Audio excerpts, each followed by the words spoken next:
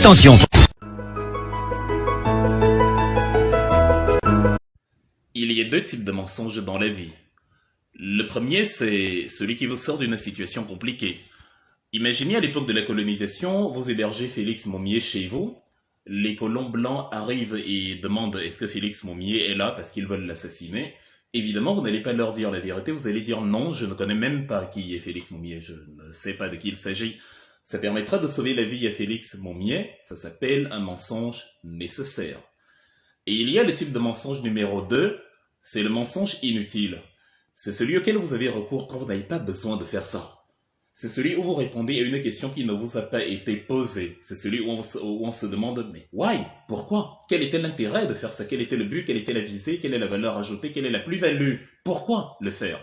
C'est le mensonge absurde et totalement vain, totalement insipide, parce que, en fait, rien ne vous contraignait à le faire.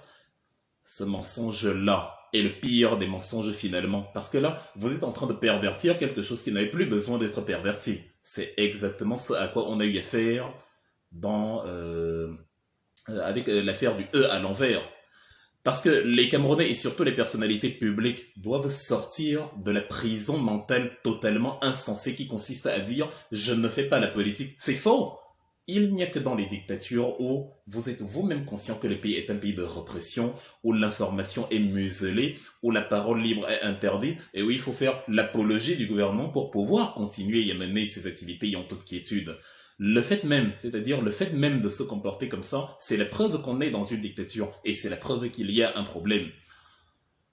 De 1, les impôts que vous payez, c'est la politique fiscale, c'est le système politique qui régule justement la fiscalité.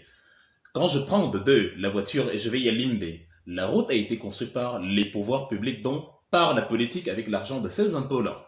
Si maintenant la route n'est pas en bon état, c'est parce que la politique n'a pas bien travaillé. Et si la route est en bon état, c'est parce que la politique dont les pouvoirs publics ont bien travaillé. 3. L'État unitaire dont nous nous réjouissons, enfin dont vous vous réjouissez quand vous dites le Cameroun est un et indivisible, c'est parce qu'en 1972, un président a dit c'est l'État unitaire. Si on était resté dans la République fédérale de février 61, qui a été consacrée le 1er octobre, ça aurait été aussi une conséquence de la politique. C'est d'ailleurs ce que voulaient les anglophones après les accords de Fumban de juillet 61.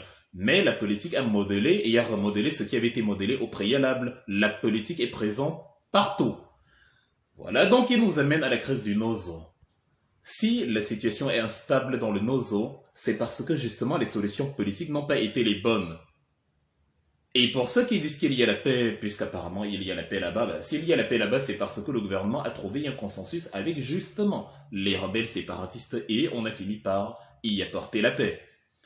Maintenant, puisque tout est politique, comme le disait Aristote, le zone politikon, puisque tout est politique, puisque tout ce que nous faisons est politique, le système social, le système scolaire, l'organisation, enfin la dérogation de la double nationalité dont jouit un homme qui va donc posséder 2 identités dans un pays où la double nationalité est interdite, c'est parce que les pouvoirs publics lui ont dit comme tu es célèbre, comme tu es une star, on ne va pas te traiter comme les autres Camerounais, même si tous les hommes sont égaux sur le papier.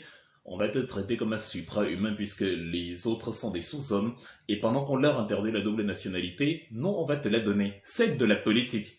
Ce qui nous amène alors dans le Nozo où les Camerounais doivent sortir de ce carton-là. Je ne fais pas politique. Comment ça, je ne fais pas politique? Quand je vais au Nozo et que je dis que tout va bien là-bas, c'est un acte politique. Puisque quand on leur demande, mais indignez-vous aussi de ce qui ne marche pas, ils vous disent, ah non, je ne fais pas politique. Non mais, comment vous arrivez à résoudre cette équation-là? Vous arrivez à dire, si le mur est blanc, enfin, si on me dit de dire que je peux dire que le mur est blanc, je ne fais pas politique.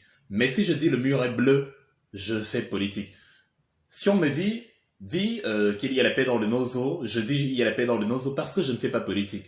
Mais si je dois dire il y a la guerre là-bas, là je ne peux pas dire qu'il y a la guerre là-bas parce que je ne fais pas politique.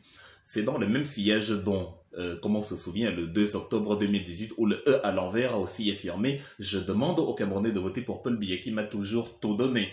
Mais si on avait demandé au E à l'envers de dire « Je soutiens, je sais pas, un membre de l'opposition quelconque, quel que soit son nom, quelqu'un qui n'est pas du régime, du moins officiellement, il aurait dit « Non, je ne fais pas politique ». Parce que quand on soutient un membre de l'équipe adverse, finalement, on devient politique. Mais oui, c'est comme ça que ça fonctionne dans les dictatures. Vous pouvez y aller au concert de Paul Biya, mais vous ne faites pas politique, vous faites juste votre musique, votre travail, vos activités. Mais vous ne pouvez pas vous photographier avec un leader de l'opposition, vous ne pouvez pas être invité chez lui, vous ne pouvez pas prendre une photo chez lui. Ah non, je ne veux pas qu'on me voie avec lui, je ne fais pas politique. Il y en a qui vous disent ah on va faire une photo, j'aimerais bien mais j'ai peur que on m'arrête à l'aéroport parce que voilà on va dire que je fais politique. Mais comment c'est concevable? C'est ainsi que fonctionnent les dictatures et c'est cette idéologie pourrie et perverse qu'il ne faut pas continuer à nourrir. C'est donc ça qui explique le courroux de certains Camerounais de la diaspora qui se rendent compte que mais les Camerounais, les élites politiques, ce qu'on appelle les influenceurs, les stars comme on dit, n'ont pas de combat. Eux, ils ne veulent pas de combat, ils vivent tranquillement, ils veulent mener leurs activités. Pourtant, ils font de la politique tous les jours. Mais comme c'est une politique qui ne dérange pas le régime, on considère que c'est pas de la politique. Il y en a parmi vous qui vont vous dire, oui, notre président, notre père de la nation, oui, votez pour le pouvoir, votez. Mais je ne fais pas de politique. Quand on leur demande de prendre position face à certaines actions, face à certaines diableries politiques auxquelles nous assistons dans ce pays-là, ils vous disent que non, moi je ne suis pas dans ces choses-là. Et c'est ce qui va donc expliquer le courroux de certains membres de la diaspora qui vont agir de manière chaude, comme on a vu il y a quelques jours, en tout cas comme on le voit ces temps-ci, avec une partie de la diaspora camerounaise qui boycotte justement les personnalités publiques camerounaises qui viennent dans la diaspora. Il ne s'agit pas de déterminer ce qui est vrai ou faux, il s'agit de comprendre pourquoi certaines personnes ont certains agissements. Évidemment, il y a des erreurs dedans, évidemment, il y a des extrêmes dedans, évidemment, il y a des choses à ne pas faire, puisque on se retrouve à voir comment ces gens-là boycottent ou mettent des bâtons dans les roues à des gens qui ont même dénoncé, comme la chère NK, qui ont même dénoncé justement certaines politiques justement auxquelles nous avons affaire au Cameroun. Et on se retrouve voilà face à des extrémismes qui finalement se reportent sur des gens qui ne sont de toute façon pas en premier lieu coupables, parce que même si ces personnalités ne dénoncent pas, elles restent quand même comme nos victimes justement de la mauvaise politique, de la mauvaise gestion des crises qu'il y a dans notre pays, et les principaux commanditaires justement de ces troubles. Et ils sont à Yaoundé, ils sont tranquilles, ils portent une cravate, on les appelle excellence. Mais d'un autre côté, le refus d'implication, le refus de se donner des combats, le refus de se mouiller un peu, de se compliquer la vie un peu, d'avoir des batailles. Les batailles ne sont pas que matérielles. S'il suffit d'avoir de l'argent, de créer, de distribuer de la nourriture, du matériel médical, c'est une très bonne chose. Mais comme j'ai l'habitude de dire,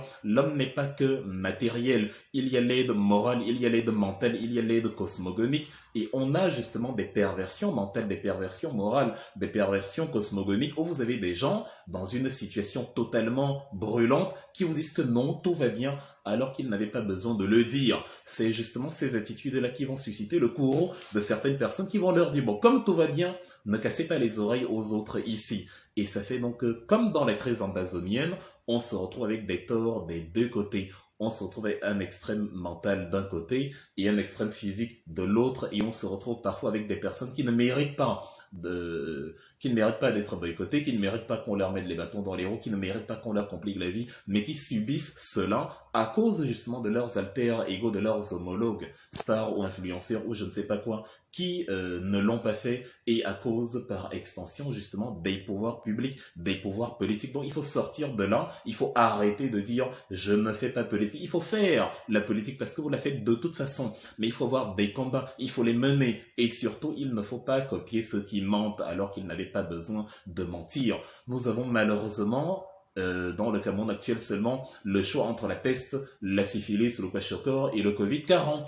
Ça fait que tu ne sais même pas à quel saint te vouer parce que c'est perverti de tous les côtés. S'il faut parler des principaux candidats à la FICAFOOT, ce n'est pas comme si, comme on a le kwashiorkor d'un côté, on n'a pas le rachitisme de l'autre. Non, c'est deux problèmes. C'est parce qu'il y a un problème ici qu'un autre est la solution. On est en train de parler de l'un des problèmes parce qu'il s'est présenté comme la solution. Et finalement, avant même d'être aux commandes, il se révèle être pire que les problèmes qu'il prétend résoudre. Si donc des gens justement ne pardonne pas certaines choses à ceux qui ont le pouvoir, l'audience, le pouvoir communicationnel, c'est parce que ces gens-là n'utilisent pas leur pouvoir communicationnel comme il se devrait. Et finalement, d'autres personnes payent les pots cassés qui ne méritent pas cela et qui sont beaucoup plus nobles que justement les mangeurs de vin blanc les buveurs de vin blanc et les mangeurs de soya que nous avons actuellement dans ce pays-là. C'est malheureux. Et Kondo Titi, les massacres de Garou, les massacres de Kumba, les massacres de Muyuka, les meurtres de la Saint-Valentin. Mais c'est incroyable de dire que là-bas tout va bien. Si tout va bien, nous n'avons qu'à aller tenir les élections de la FECAFO du 11 décembre prochain à Batibo, ou à Kumba, ou à Boya, pourquoi pas. Et de préférence, sans garde du corps.